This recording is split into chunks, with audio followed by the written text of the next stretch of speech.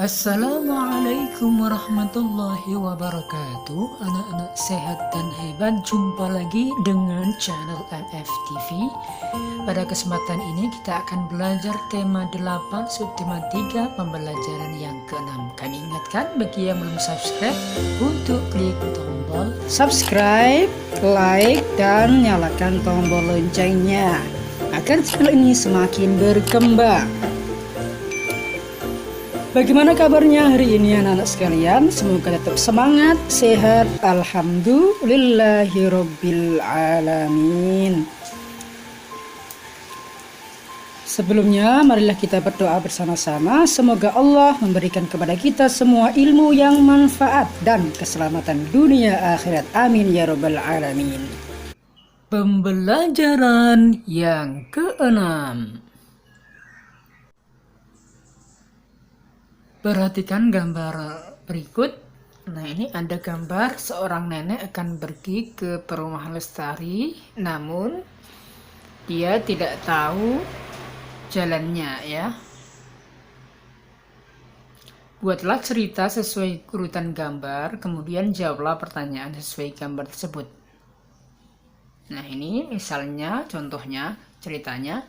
Nenek akan berkunjung ke rumah cucunya dengan mengendarai bus umum. Bus nenek berhenti tepat di depan sebuah masjid. Nenek bertemu dengan Tommy, lalu Tommy membantu nenek menyeberang jalan. Nenek mengatakan bahwa rumah cucu nenek ada di perumahan lestari. Saat Tommy melihat papan petunjuk tersebut, Tommy mengetahui bahwa ia harus mengantar nenek ke arah kanan. Akhirnya Tommy berhasil mengantar nenek ke tempat tujuan. Nah, itu salah satu contoh ceritanya. Kemudian kita jawab pertanyaan berikut. Nomor 1, apa saja rambu lalu lintas yang kamu lihat dari gambar tersebut? Jawabannya ada rambu tempat beribadah, rambu untuk menyeberang jalan, dan papan petunjuk arah. Soal yang kedua, apa saja hal yang perlu diperhatikan saat menyeberang jalan? Jawabannya, memperhatikan dari arah kanan dan kiri apakah ada kendaraan yang melintas atau tidak. Ya. Nenek mengucapkan terima kasih karena telah dibantu. Nenek juga memberikan sebungkus makanan tradisional. Makanan tradisional itu empek-empek. Empek-empek berasal dari kampung halaman nenek. Masih ada banyak contoh makanan tradisional lainnya. Contoh kue tradisional lainnya adalah onde-onde, kelepon, dodol, serabi, dan kue lapis. Apakah kamu dan teman-temanmu suka kue tradisional? Perhatikan diagram makanan tradisional yang disukai anak-anak. Kue tradisional yang disukai oleh 50 anak.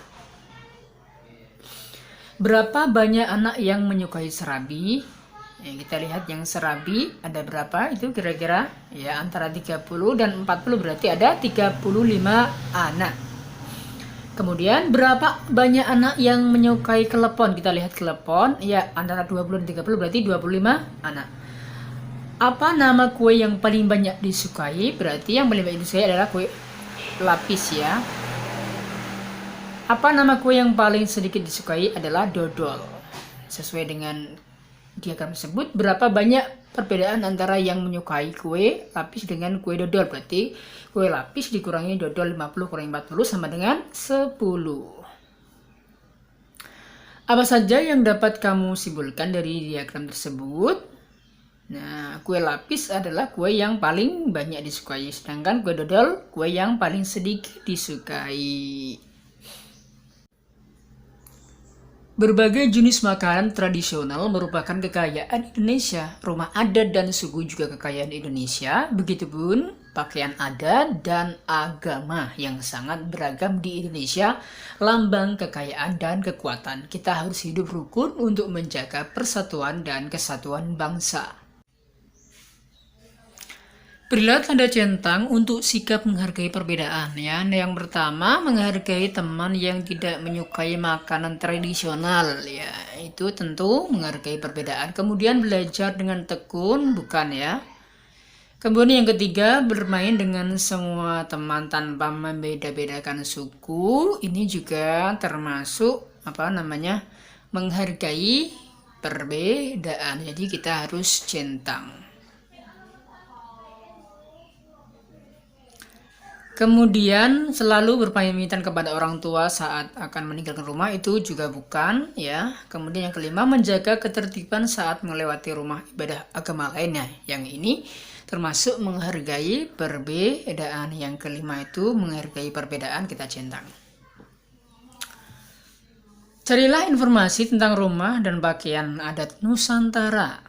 Nah, gunting dan tempelkan rumah dan pakaian adat yang berasal dari daerah yang sama. Tuliskan nama daerah sesuai rumah dan pakaian adat tersebut.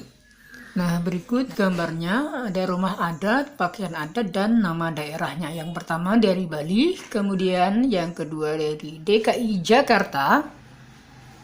Selanjutnya berasal dari Aceh. Dan yang keempat berasal dari Papua, dan yang kelima dari Kalimantan Barat.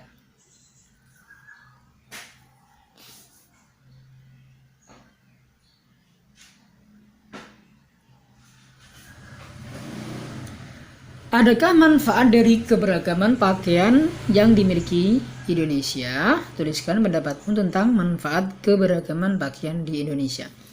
Manfaat keberagaman pakaian di Indonesia adalah kita dapat mengetahui jenis-jenis pakaian yang tersebar serta fungsinya. Demikianlah pembelajaran kita pada pertemuan kali ini. Semoga bermanfaat dan jangan lupa untuk selalu melaksanakan 3M, mencuci tangan, menjaga jarak, dan memakai masker. Akhirul kalam, wallahul muwafiq ila aqwamit thariq. Assalamualaikum warahmatullahi wabarakatuh.